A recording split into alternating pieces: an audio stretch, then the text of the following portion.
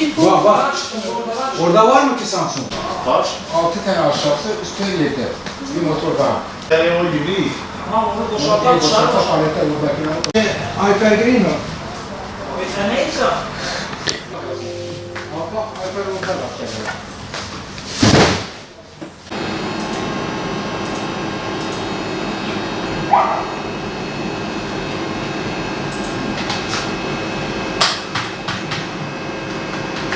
Malum Urfa şu an Türkiye'nin en sıcak coğrafyalarından bir yer.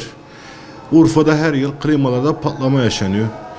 Bu yılda beklentilerimiz yüksek. Sıcaklar daha yeni geldi.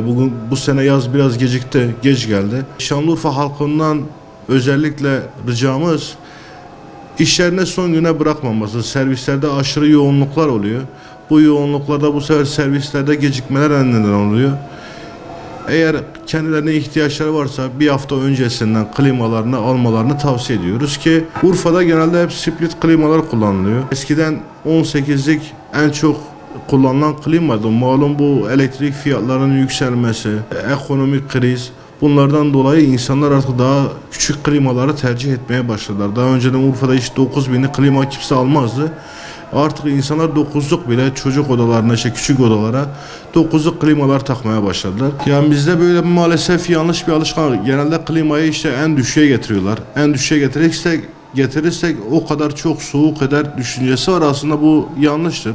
Normal sıcaklığımız, oda sıcaklığı 25-26 derece olduğu zaman yeterli seviyededir yani. Bunun altı insanı da rahatsız eder. Bu sefer de klimayı zorlar. Kolay kolay bir klima oda sıcaklığını 15-16 dereceye düşürmez.